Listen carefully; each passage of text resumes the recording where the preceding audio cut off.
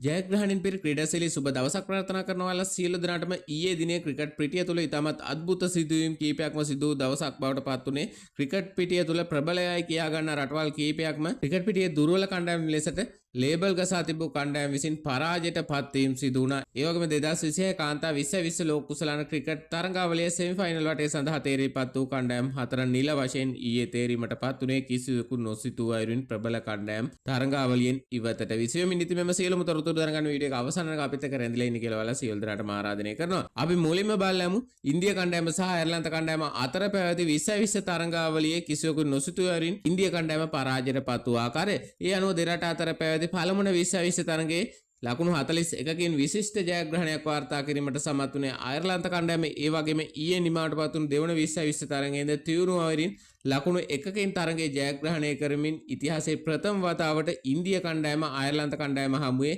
2020 තරඟාවලි පරාජයකට මුහුණ දීමට සිදු වුණා. ඉතින් මේ දේවල් මෙයාකට සිදුවේදී මේ වන විට ශ්‍රී ලංකා කණ්ඩායම සහ බටහිර කොදදුපත් කණ්ඩායම අතර පැවැත්මෙන් තිබෙන ටෙස්ට් තරඟ දෙකකින් සම්මානිත වූ ටෙස්ට් තරඟාවලියේ පළමුවන ටෙස්ට් තරඟයේ ඊයේ නිමාවට පත් වුණේ දින 4ක් තුලදී. මෙම තරඟයේදී මුලින්ම පන්දුර පහර දුන් ශ්‍රී ලංකා කණ්ඩායම ලකුණු 308ක් ලබා ගැනීමට සමත් වුණා පළමු ඉනිම වෙනුවෙන්. එහිදී නායක ධනංජය ශ්‍රීලා ලකුණු 120ක් ලබා ගැනීමට සමත් වෙද්දී බටහිර කොදව කණ්ඩායම පළමු ඉනිම වෙනුවෙන් ලකුණු 626ක් ලබා ගැනීමට සමත් වුණේ. කණ්ඩායමේ කඩු 9ක් දැවියමින් ඔවුන් ඉනිම අත්හිටුවීමට තීරණය කරමින් ශ්‍රී ලංකාවට නැවතත් පන්දුර පහර දීම සඳහා ආරාධනය කරනු ලැබුවා. ඒ අනුව ශ්‍රී ලංකා කණ්ඩායම දෙවන ඉනිම සඳහා රැස් කර ගැනීමට සමත් වුණේ ලකුණු 101ක් පමණයි. එහිදී කණ්ඩායමේ වැඩිම ලකුණුලාභී ක්‍රීඩකයා වුණේ දිනේෂ් චන්දිමාල් පමණයි. ඔහු පන්දු 60ක් තුදී ලකුණු 43ක් ලබා ගැනීමට සමත් වුණා. ඒ අනුව බටහිර ඉන්දියා කොදව කණ්ඩායම ලකුණු 217කින් මෙම තරගයේ ජයග්‍රහණය කිරීමත් සමග ටෙස්ට් තරඟ දෙකකින් සම්මානිත වූ ටෙස්ට් තරඟාවලියේ 1-0ක් විදිහට පෙරමුණ ගැනීමට සමත් වුණා. ඒ වගේම ඊයේ සුවිශේෂීම සිදුවීම බවට පත් වුණා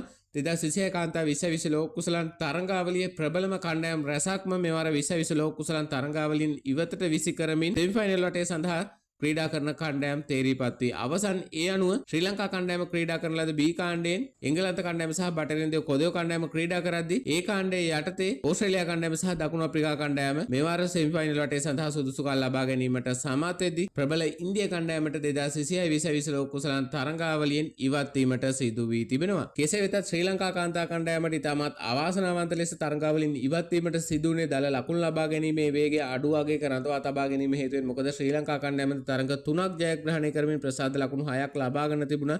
ඒ වගේම බටහිර ඉන්දියා කොදව කණ්ඩායමද ප්‍රසාද ලකුණු 6ක් පමණයි ලබා ගන්න තිබුණේ. නමුත් ඔවුන්ගේ දල ලකුණු ලබා ගැනීමේ වේගය වැඩි අගයක රඳා පැවතීමේ හේතුවෙන් මේ ආකාරයට කොදව කණ්ඩායමට සෙමි ෆයිනල් වටේ සඳහා ක්‍රීඩා කිරීමට අවස්ථාව හිමි වුණා. මෙහිදී ශ්‍රී ලංකා කණ්ඩායම එංගලන්ත කණ්ඩායම හමුවේ ලැබූ දැවැන්ත පරාජයේ ප්‍රබලම හේතුවක් බවට පත් වුණා ශ්‍රී ලංකා කණ්ඩායමට ලෝක කුසලාන් තරඟාවලියේ සෙමි ෆයිනල් වටේ හිමි වීමට.